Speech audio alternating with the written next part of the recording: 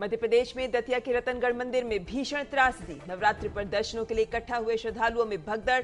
109 की मौत, 85 घायल। न्यायिक जांच के आदेश।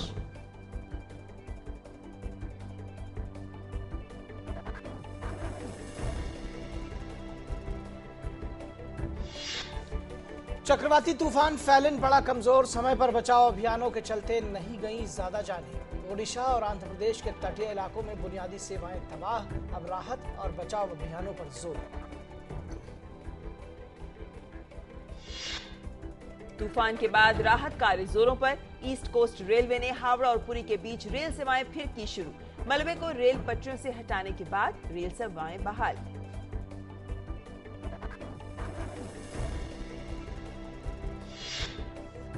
प्रधानमंत्री डॉक्टर मनमोहन सिंह का सरकारी एजेंसियों को निर्देश। फैलन से प्रभावित राज्यों में लोगों को सुरक्षा के लिए उठाए सभी कदम।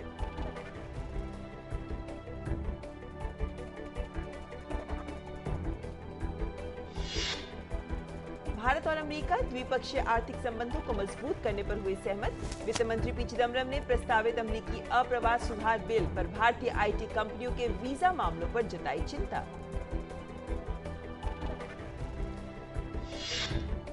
वित्त मंत्री ने कहा, सरकार वित्तीय घाटे पर काबू के लिए कड़े फैसले लेने को तैयार। वॉशिंगटन में कहा, सरकार वित्तीय मजबूती और चालू खाता घाटा व वित्तीय घाटा कम करने के लिए उपाय करने के लिए प्रतिबद्ध। बॉलीवुड अभिनेता संजय दत्त की पैरोल अवधि आज हो रही है समाप्त। संजय ने येरवडा जेल प्रशासन से अपने पैरोल की अवधि 2 हफ्ते और बढ़ाने का किया अनुरोध।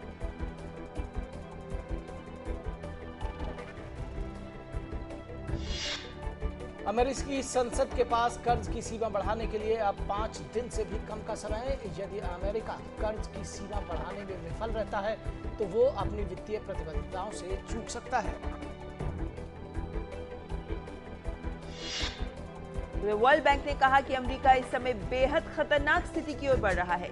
वर्ल्ड बैंक के अध्यक्ष ने आईएमएफ और वर्ल्ड बैंक की सालाना बैठक के बाद कहा कि जल्द ही कर्ज की सीमा पर बनाए सहमति।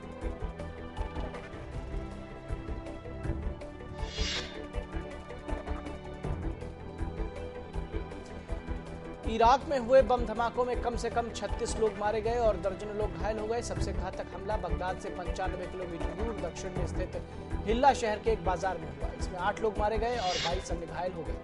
मॉस्को पुलिस ने 380 से ज्यादा लोगों को जातीय दंगों में शामिल होने के आरोप में किया गिरफ्तार। ये लोग एक अप्रवासी द्वारा एक 25 वर्षीय रूसी नागरिक येगोर शहरबाकोव की हत्या में शामिल होने का आरोप लगाते हुए दंगे भड़का रहे थे। वियतनाम के एक सैन्य परिवार में मौजूद पटाखा फैक्ट्री में हुए विस्फोट में कम से कम 21 लोगों की मौत हो गई। ये परिसर राजधानी हनोई से करीब 120 किलोमीटर उत्तर में।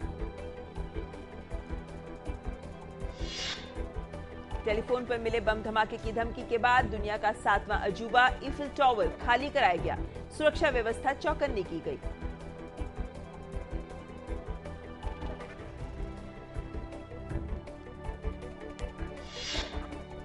आईएमडी कॉल करना होगा महंगा। प्रमुख दूरसंचार कंपनी एयरटेल ने कॉल दरों में 80% और आइडिया ने 25% की बढ़ोतरी की।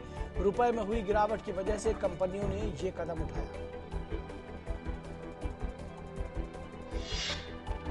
शरद पवार का निर्विरोध मुंबई क्रिकेट संघ का अध्यक्ष चुना जाना लगभग तय। पवार के सामने चुनावी मैदान में उतरे भाजपा नेता गोपीनाथ मुंडे के नामांकन के रद्द होने के बाद अब पवार अकेले उम्मीदवार।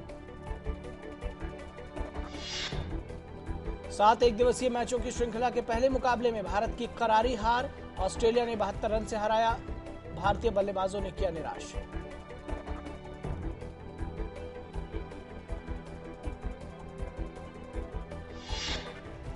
चिटगांव में बांग्लादेश क्रिकेट टीम के स्पिन गेंदबाज सुहाग गाजी न्यूजीलैंड के साथ पहले टेस्ट मैच में बल्ले और गेंद दोनों से बेहतरीन प्रदर्शन करते हुए रचा इतिहास। टेस्ट मैच में शतक लगाने के साथ साथ हैट्रिक लेने वाले बने पहले खिलाड़ी।